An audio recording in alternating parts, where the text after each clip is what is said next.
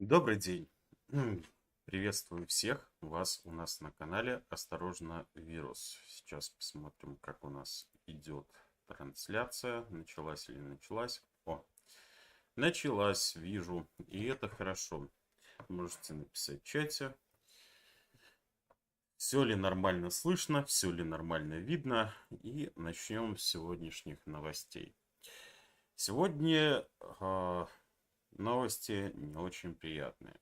С самого утра, начиная с 6 часов утра, понеслись плохие новости по ситуации в Украине. В 6:28 утра, как вы видите сейчас сбоку, появились сообщения, что в Киеве и области слышны взрывы. Воздушная тревога объявлена по всей Украине. Также в сети появляются сообщения о 4 ракетах, которые прилетели над столицей, то есть над Киевом. Ранее ракета была замечена над Николаевщиной. Будьте осторожны. Вот. Далее, эту информацию подтвердил Виталий Кличко, мэр города Киева. Информация о взрывах в Киеве подтверждается. Детальная информация позже. Взрывы также прогремели и в Николаеве. По информации местных телеграм-каналов, после звука прилетающей ракеты жители услышали взрывы. Предварительно работает ПВО. Оставайтесь в укрытиях и берегите себя. Написали в 6:52 утра. В результате удара по Киеву могли пострадать люди. На месте прилетов уже работают врачи и спасатели. Они эвакуируют людей из 2 домов, сообщил Кличко. Дальше общие новости. Оккупанты продвинулись возле Бахмута и пытаются вернуть утраченные позиции на юге. Русские продвинулись на 1 километр в районе поселка Роты и села Вершины, расположенных в 10 километров к юго-востоку от Бахмута. В ДНР заявили, что якобы взяли под контроль село Кадема. В 15 километрах к юго... Извините, очки запотевают, слишком жарко у нас. Так, в 15 километров юго-восточнее Бахмута. В то же время захватчики провели серию неудачных штурмовых операций к северу от Донецка. Они также вели бои в районе Ясиноватой, Константиновки, Василевки, Нью-Йорка, Маринки и Каменки, но не достигнули успехов в этих районах. Вдоль южной оси войска РФ сосредоточились на защите своих оккупированных рубежей и проведении локальных атак с целью вернуть утраченные позиции. Привитание всем, кто сейчас нас смотрит.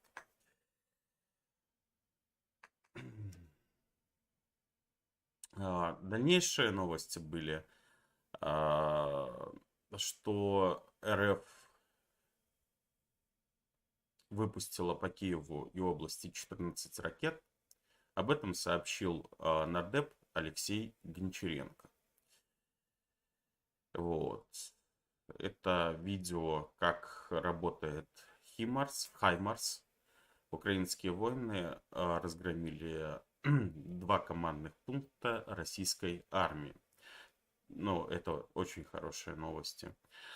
Первый командный пункт 20-й армии Западного военного округа ВС РФ в воинской части 89425 Воронеж, дислоцировавшийся в здании школы в Изюме. Второй передовой пункт направления десантных войск ВС РФ.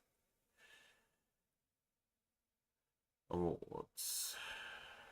Дальше пишут. Ракета попала в крышу 9-этажного жилого дома на Лукьяновке и снесла несколько верхних этажей. Об этом сообщает советник главы МВД Антон Геращенко. Спасатели борются с огнем. Место трагедии оцеплено полицией. Информация о жертвах и потерпевших уточняется. Откуда были выпущены ракеты, вы узнаете чуть попозже. Там будет точно так же в новостях. Я не буду прыгать с новости на новость. Все вот как было за целый день, все будет друг за другом. С территории Беларуси часть ракет была выпущена с территории Беларуси. До 40 ракет за сегодняшний день. Только с территории неба Беларуси, если быть точным. Вот. В Киевской области работала ПВО, сбита одна ракета. Об этом сообщает глава ОВА Алексей Кулеба. Остатки ракеты упали в окрестностях одного из сел района, разрушений и пострадавших нет. Так, в ГСЧС подтвердили прилет по девятиэтажке в Киеве. Есть пострадавшие. Продолжается ликвидация пожара и спасательные работы. Ракетный удар РФ по девятиэтажке в Киеве. Подробности. Как сообщает мэр столицы Виталий Кличко, под завалинами находятся люди. Часть жителей эвакуировали, двоих пострадавших госпитализировали, заявил он. Спасатели продолжают работать, медики на месте. В 8:40 утра второе попадание российской ракеты было в детский сад, пишут украинские СМИ. Советник главы МВД Антон Геращенко. Детсад находится также в Шевченковском районе Киева. На месте, где была детская площадка, теперь воронка диаметром 7 метров, написал Геращенко. Комментарий Кличко с места событий. Сейчас пострадавшим оказывается помощь. Те, кто сейчас находится в больнице, в удовлетворительном состоянии. Врачи говорят, что критической угрозы не существует. Мы слышим, что люди находятся под завалами, они живы. Спасатели сейчас пытаются их достать, заявил мэр Киева. ГСЧС публикует первые кадры из горящего дома в Киеве после ударов российской ракеты. Вот. Дальнейшее. Как сообщает советник главы МВД Антон Геращенко, из-под руин верхних этажей разрушенного ударом путинской ракеты дома вытащили 6-летнюю девочку. Затем из-под завалов достали тело мужчины без признаков жизни. Предположительно, это отец, спасенный только что девочки. Ублюдок Путин сегодня сделал ее сиротой, написал Геращенко. Фото спасенной девочки. Русня, против кого вы воюете? Информация о спасении ребенка из-под завалов подтверждает мэр Киева. Девочка жива, сейчас спасают ее маму. И что самое интересное, мама оказалась гражданка Российской Федерации, а отец умер. Вот сводка сегодняшняя. Боевые потери врага по состоянию на сегодняшний день. 34 850 человек, что на 150 человек больше, чем вчера. Также был уничтожен 1532 танка, плюс 21 танк со вчерашнего дня. Боевые бронированные машины 3659 плюс 14, артиллерийские системы плюс 0, 764, РСЗО плюс 2 штуки, 243 того, ПВО 99, без изменений, самолеты без изменений 217, вертолеты без изменений 184, транспортные средства 2546 плюс 4 от вчерашнего дня. Корабли без изменений 14 штук, БПЛА плюс 4, 630, специальная техника без изменений 60 и крылатые ракеты плюс 2, итого 139. После утренних новостей о ракетных ударах по Киеву хочется, конечно, чтобы вся пришедшая с войной Украину русня сдохла. Но пока за сутки ВСУ уничтожили 150 голов русского скота. Горите в аду, путинские убийцы, пишут украинские СМИ. Под завалами обнаружили еще одного погибшего. Об этом сообщил глава УВА Виталий Коваль. Неутешительные новости из города Сарны Равнинской области. Таким образом, количество жертв вчерашнего ракетного удара РФ по гражданским объектам возросло до 4 человек. Это мужчины в возрасте от 30 до 51 года. Еще 2 человека в тяжелом состоянии. Первые комментарии от спасателей в Киеве. Простите. Прямо в эти минуты ведется спасательная операция. Пытаются достать маму. Простите. Опять мне пытались позвонить. Прямо в эти минуты ведется спасательная операция. Пытаются достать маму пострадавшей девочки, которую спасли ранее. По предварительной информации, один погибший в результате ракетной атаки РФ. Ядерный терроризм. РФ запустила ракету критически низко над Южноукраинской АЭС. Эта ракета летела с юга на север Украины. Вероятно, ее целью был Киев, где с самого утра раздавались взрывы. Говорится в сообщении. В Энергоатоме предупредили, что любое повреждение действующего энергоблока будет иметь очень серьезные последствия и может грозить миру страшной ядерной катастрофой. Подождите секундочку, я здесь отпишу человечку, что я в эфире.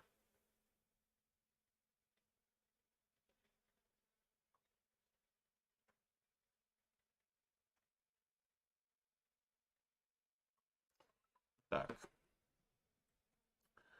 Спасатели ликвидируют последствия вражеских обстрелов в Шевченковском районе. 5 человек ранены в результате обстрела дома в Шевченковском районе столицы. Об этом сообщил глава нацполиции Клименко Суспильному. Напомним, ранее Антон Геращенко сообщил об одном погибшем в результате ракетной атаки РФ по Киеву. Появилось видео с места спасения женщины в Киеве. Советник главы МВД Геращенко пишет, что она гражданка Российской Федерации. Ее муж погиб в результате ракетного удара РФ по жилому дому, а 7-летнюю дочь удалось вытащить из-под завалов. Вот. Здесь показывают, как вот спасатели, не просто люди, а спасатели спасают человека из-под завалов. Так что вот как-то так.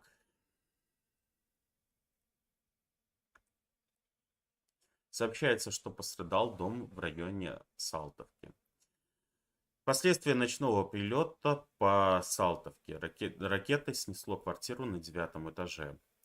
По нашей информации, там никого не было, пишет телеграм-канал Харьков 1654.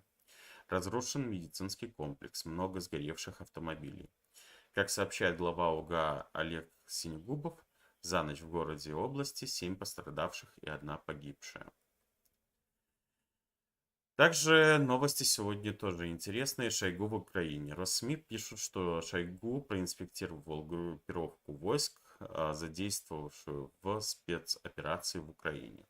Неужели он побывал на оккупированной путинскими военными территории Украины? Жаль, точное место не называется. Но я думаю, что тогда бы несколько ракет запустили бы под жопу ему. Женщину достали из-под завалов разрушенного Россией дома в Киеве. Видео. Эта женщина познала все прелести русского мира. Ирина бежала от русских уродов из Северодонецка, Луганской области. Переехала в Киев, а сегодня в ее новый дом прилетела ракета. Путин, гори в аду вместе со своими солдатами-убийцами. Видела Наталья Нагорная.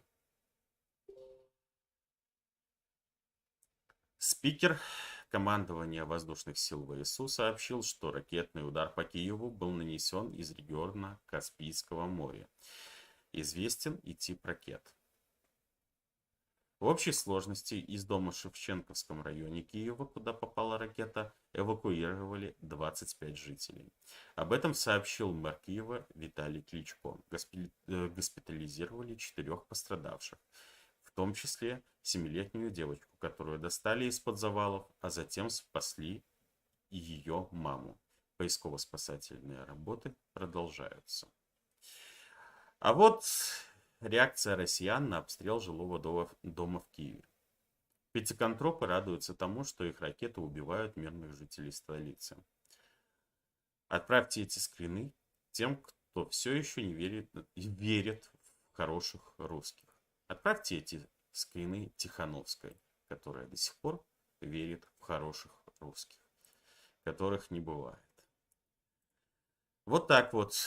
Запомните, за штурвалом самолета, за рулем БТР, БМП, танка и не только сидит не Путин, сидят русские. Русские, которые пришли в Украину убивать.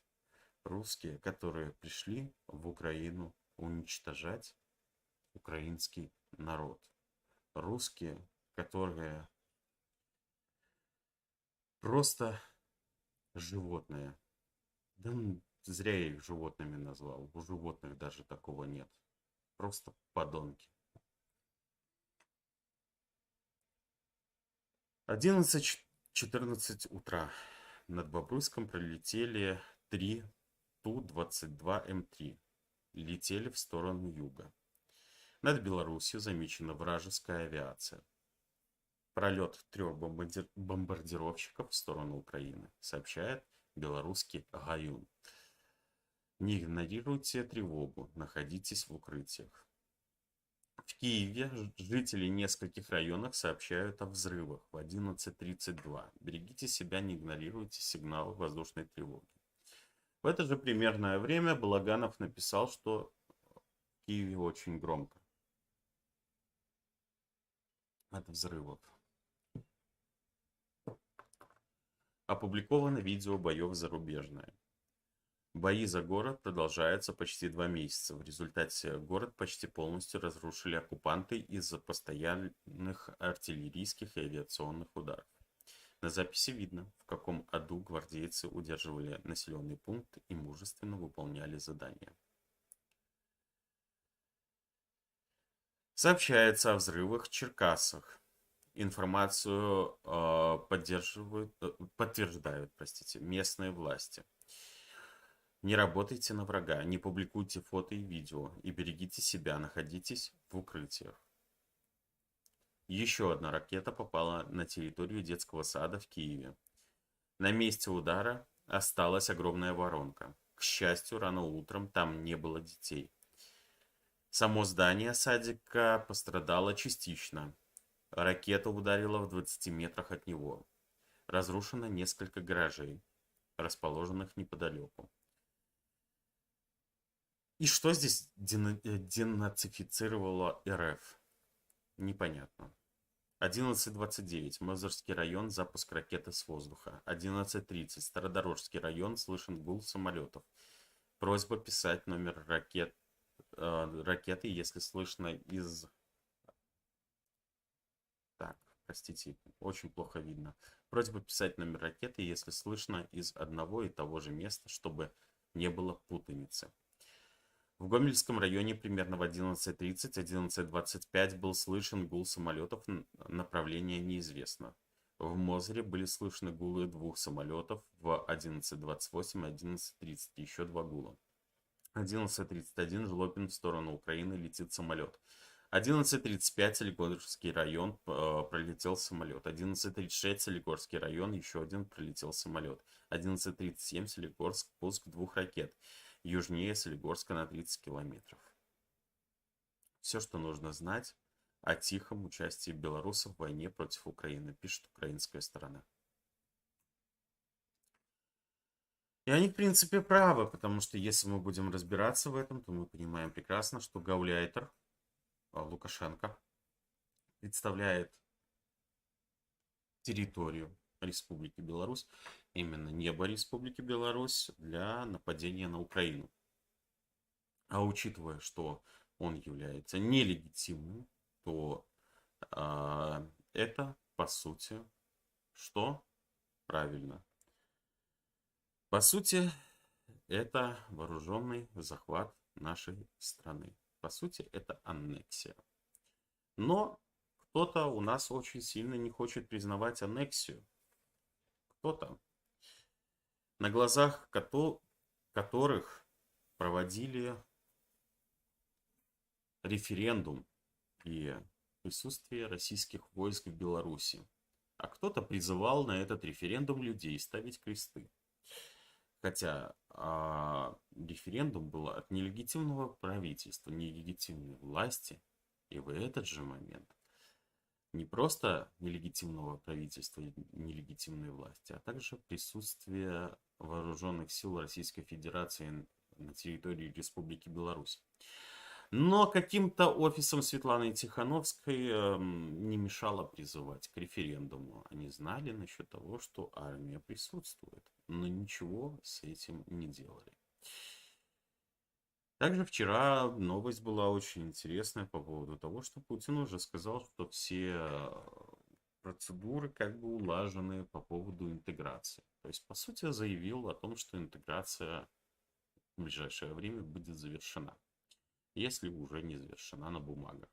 А это говорит о полной аннексии Беларуси. Ну, конечно же, офис Светланы Тихановской им нипочем. Вояж их продолжается. Они просто подыгрывают Путину. Я другого варианта не вижу.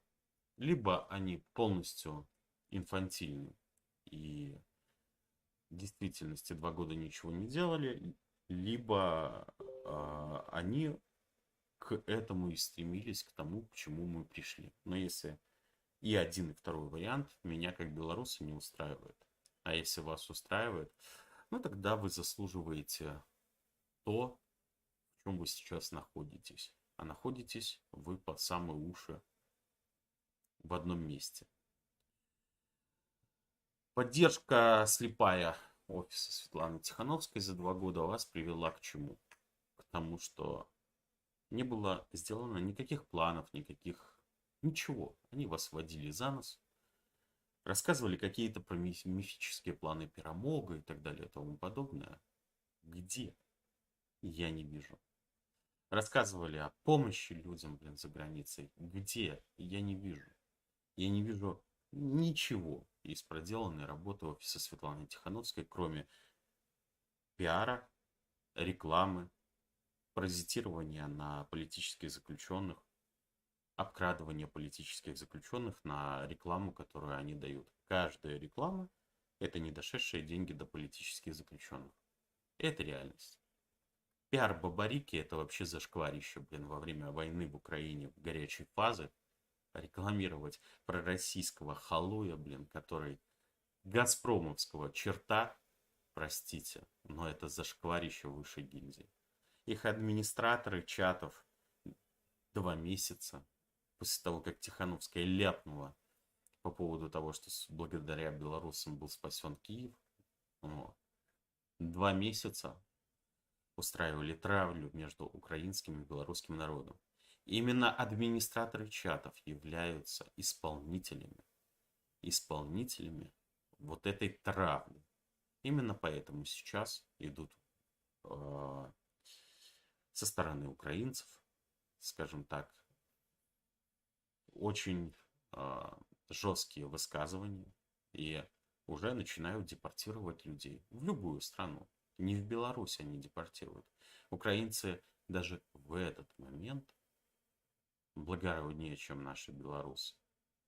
Они просто говорят: вот тебе штамп на невъезд, как бы чего невесте. И у тебя есть 30 дней, чтобы покинуть Украину. И поверьте вы мне, украинцы в этом плане очень гуманны, учитывая то, что с территории Беларуси сначала летели ракеты в Беларусь. Потом сейчас с воздушного пространства Беларуси летят ракеты в Беларусь, в Украину. Сейчас тоже летят ракеты. И учитывая весь тот сюр, который нес Антон Матолько, Масловский, Кукарейчик, Халезин и вся вот эта вот шваль белорусского истеблишмента, которые в действительности просто стравливали украинские и белорусские народы. Потому что, видите ли, икону обидели, Тихановскую обидели, бедолаги, честное слово. А то, что война с 2014 года идет, и Тихановская на своих каналах всячески унижала Украину, никому нет дела. Как канал СДЖ там кричал, что у Украины нет ПВО, они будут типа с луками, да, сбивать ракеты, да? Не помните вот этого? Или как Тихановская кричала: нам не надо Майдана, нам не надо, как в Украине, да? Не было такого? Конечно же было. И сейчас они удивляются, что почему же украинская сторона не хочет связываться с Тихановской. Правильно сказал Подоляк. Правильно Подоляк сказал. Можно к нему относиться как угодно. Но это высказывание было 100% в точку. Он сказал, что Тихановская в некоторых вещах более даже пророссийская, чем даже Лукашенко. Вот так. И он сказал верно. А халуи, вот эти вот администраторы чатов, которые, грубо говоря, слепо поддерживали вот это вот накал страстей между украинским правительством и белорусским обществом, что я вам могу сказать? Вы блюдки и идиоты.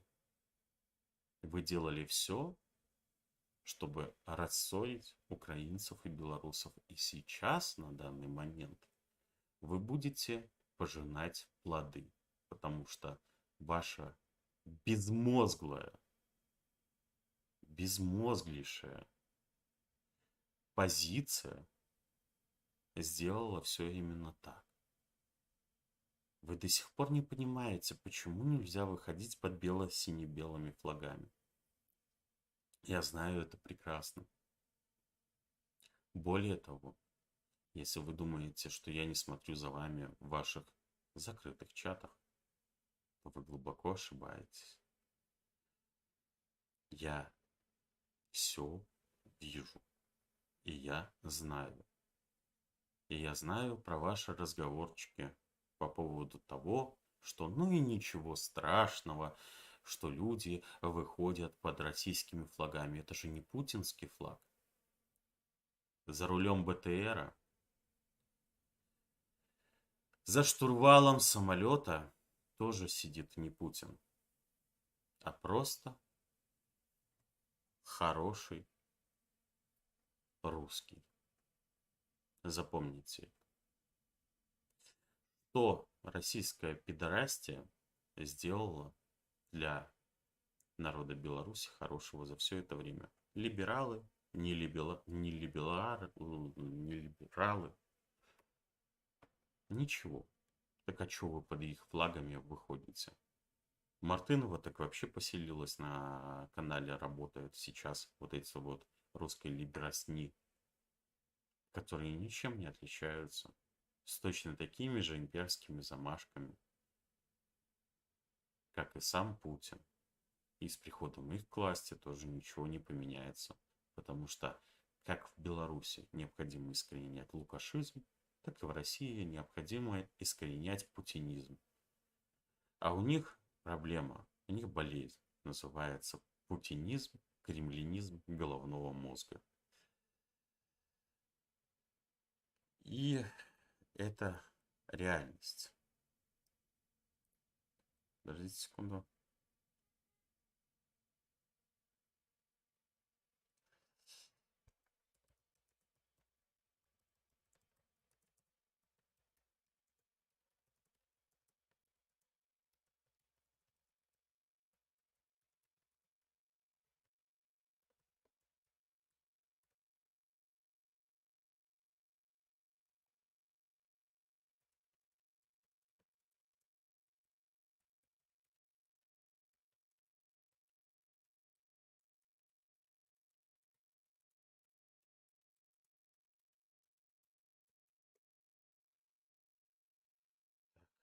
Здесь просто...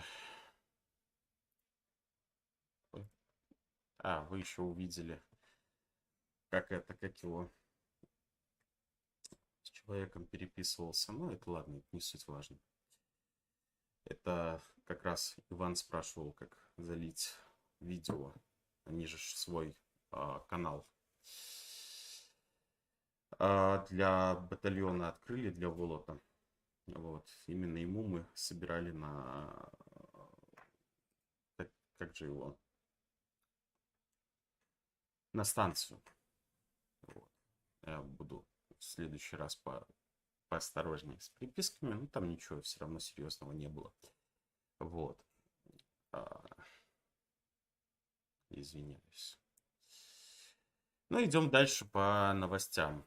Так, а точнее, самый обычный детский сад, куда прилетела очередная высокоточная якобы ракета. 14:00 новости. А ничего, что советник МВД Геращенко посредством своего телеграм-канала неплохо так отрабатывает обычным наводчиком. Уже не в первый раз замечаю, кроме откровенной дезинформации, абсолютно для него непростительной, это природная тупость, которую он проявляет в протекции хороших русских, в погоне за подписчиками, хайпами или намеренные действия. Это пишет клирик. Ладно, возвращаемся обратно. Так. Арестович предупредил, что сегодня будет сложный день. Весь день могут работать по Киеву. Не говоря уже о других городах, написал советник главы ОП.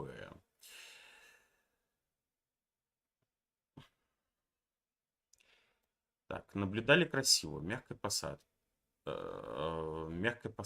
Опубликован якобы перехват разговора диспетчера с пилотами бомбардировщика ВКС РФ, которые запускали ракеты по Украине с территории Беларуси. Отрывок переговоров опубликовали белорусские активисты. Для этих людей смерти и разрушение это красиво. Подождите секунду, мне с Волота пишут.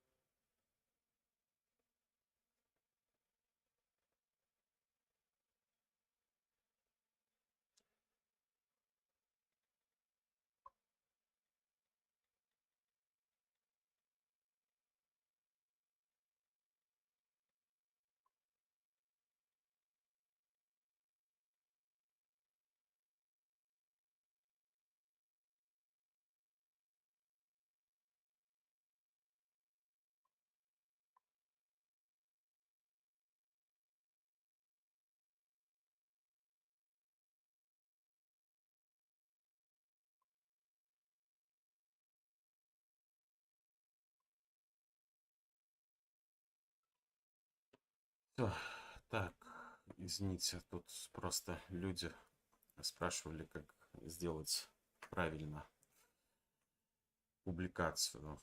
Они только недавно открыли канал. Ну, вы сами видели. Нечаянно на переписку нажал. Вот. Сегодняшние обстрелы Киева – это сигнал саммиту G7. Экс-премьер Швеции Карл Бильд. Трудно расценивать сегодняшние ракетные удары по жилым кварталам Киева иначе, как преднамеренную эскалацию, отметил он. Напомним, саммит G7 стартует сегодня в Баварии. Все, что нужно знать о россиянах. Просто телеграм-каналы рашистов пишут, что погибшие люди в жилом доме Киева – это постановка. У меня слов нет. Ну да, и особенно вот эти вот видео, это постановки, как людей достают из-под завалов. Глава МИД Украины и экс-министр иностранных дел Литвы отреагировали на ракетный удар по Киеву. Ей 7 лет. Украинский ребенок мирно спал в Киеве, пока российская крылатая ракета не взорвала ее дом. Многие другие по всей Украине находятся под бомбардировками. Саммит G7 должен ответить с новыми санкциями против России и более тяжелым вооружением для Украины. Необходимо победить больной империализм России, написал украинский министр Кулеба.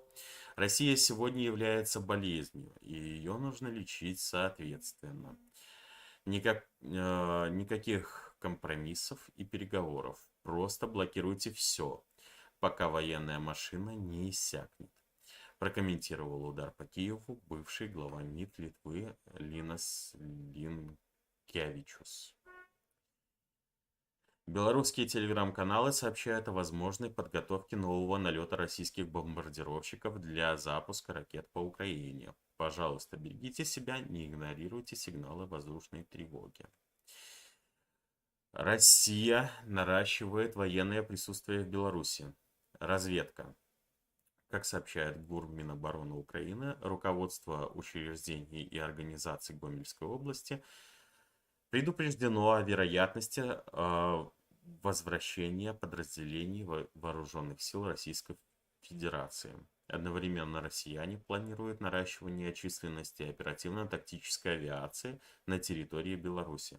Официально для проведения совместного патрулирования воздушного пространства в рамках совместного учебного боевого центра, подготовки авиационных подразделений и подразделений ПВО. Для этого запланирован перелет 10 самолетов на аэродром Барановича. Картофельный человек, ты будешь вариться в одном котле с Путиным за все эти преступления против Украины. 7-летняя девочка спасена из-под завалов дома Шевченковского района столицы.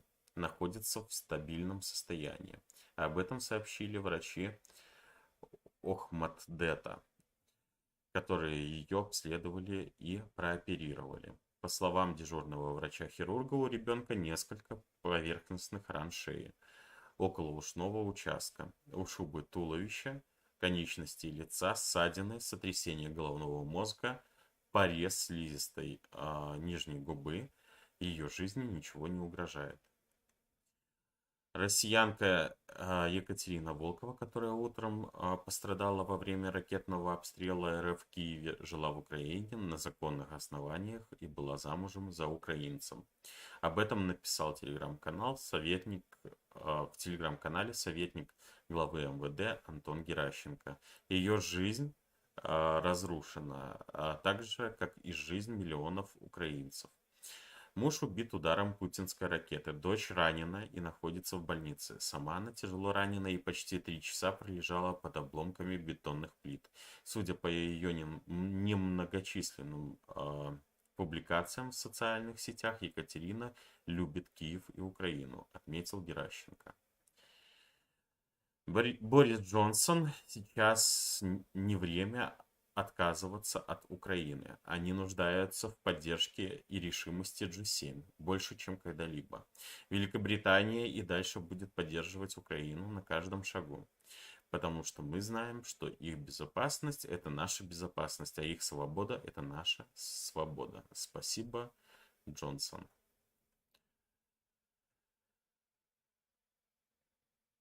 Арестович: кремлевские дурики думают, что мы поломаемся, а мы ответим. Только не по мирным, как вы, по командным пунктам.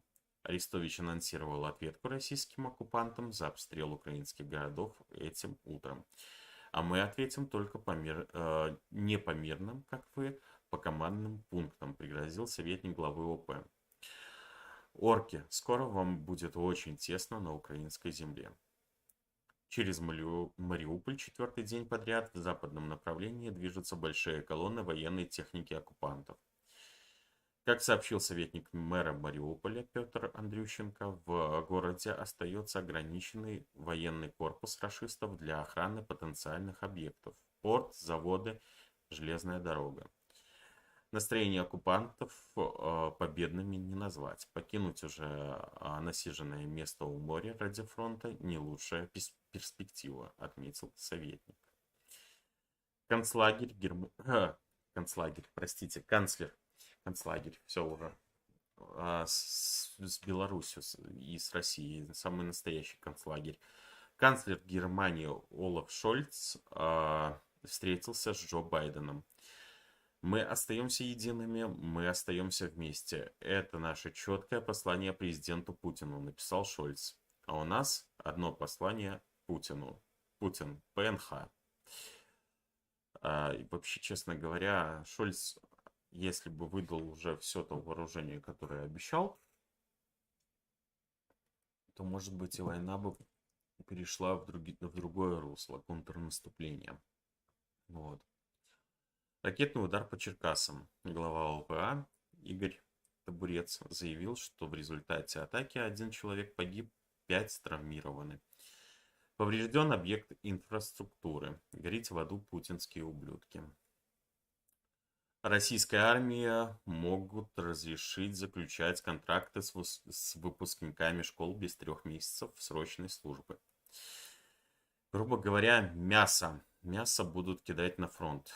Так глава комитета Госдумы по обороне Андрей Картополов предложил разрешить заключать контракты на службу с получившими среднее общее образование без необходимых ранее 3 месяцев срочной службы. Он внес изменения в законопроект, который уже приняли в первом чтении, во втором и, возможно, в окончательном чтении его рассмотрят 28 июня. Вместе с тем предлагается законодательно запретить отправлять на войну солдат, матросов, сержантов и старшин, отслуживших менее 4 месяцев. Предлагаем новый девиз российской армии: из школы в могилу.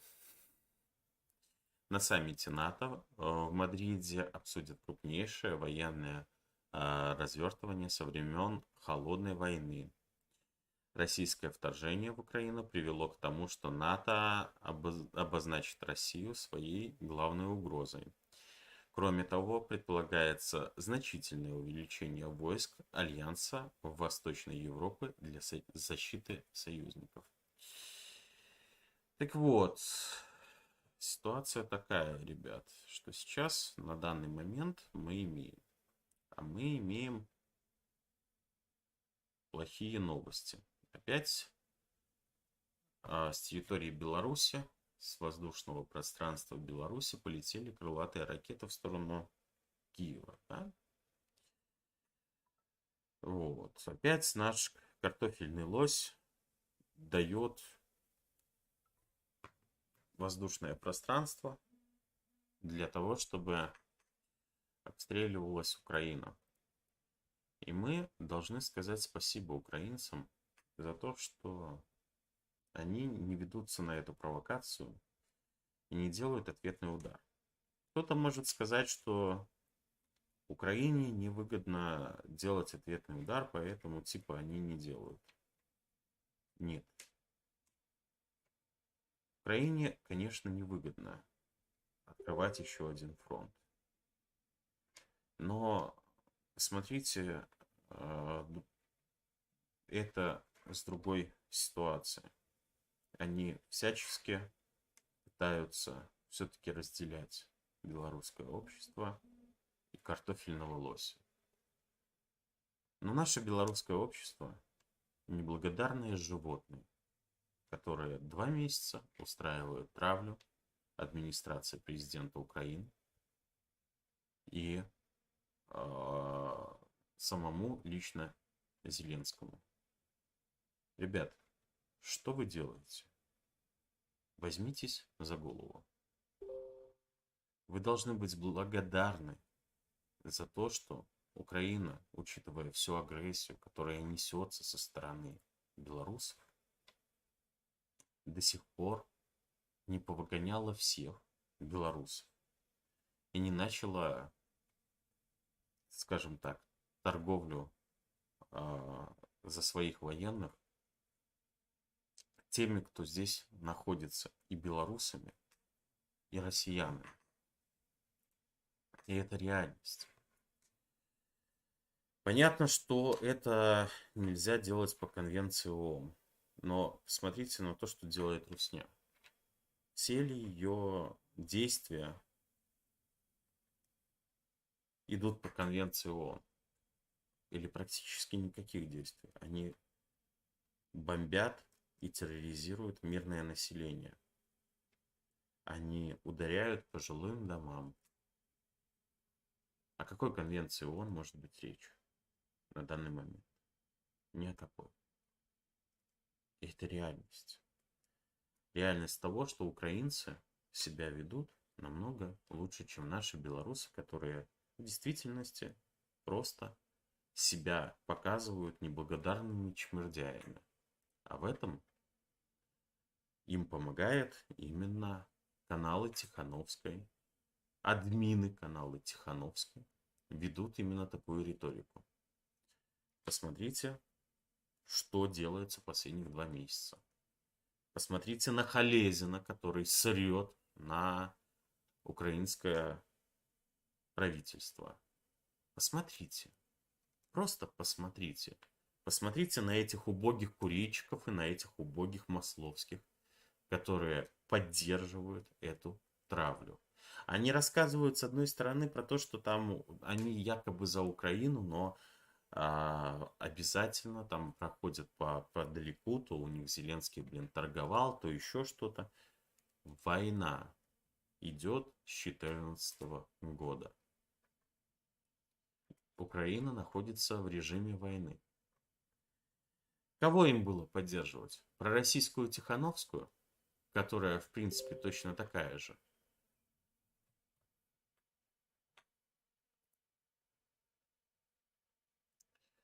Вот, кстати, вам. Посмотрите на эти морды. Прочтите эти комментарии. Выдохните. И когда слышите... выдохните и никогда. Слышите, никогда больше не говорите о том, что во всем виноват только Путин. Это после ракетных ударов по Киеву настрочили простые россияне. Скрины собирал журналист Дмитрий Реплянчук. Первый скрин. Смотрите.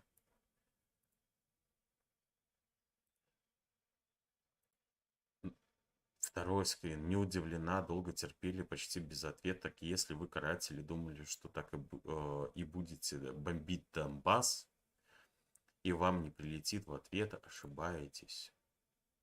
Вот еще один. Варшава, Вильнюс, Осло, в очередь, сукины дети, в очередь. Это пишут хорошие русские, под флагами которых бело-сине-белыми наш истеблишмент выходит на улицы. Молодцы. Вообще молодцы. Так что делайте выводы, господа. Делайте выводы. По поводу агрессии. Я вам говорил еще заранее. Я видел, что это будет. И, честно говоря, я думал, что 22-го нападет. Но вот, учитывая Литву, вот этот вот Суаловский коридор, на несколько дней позже начались уже провокации. И опять я оказался прав, но наш политический истеблишмент, наши вот эти вот непонятные молчат. А Беларусь так и является соагрессором, потому что кому-то невыгодно признавать оккупацию Беларуси.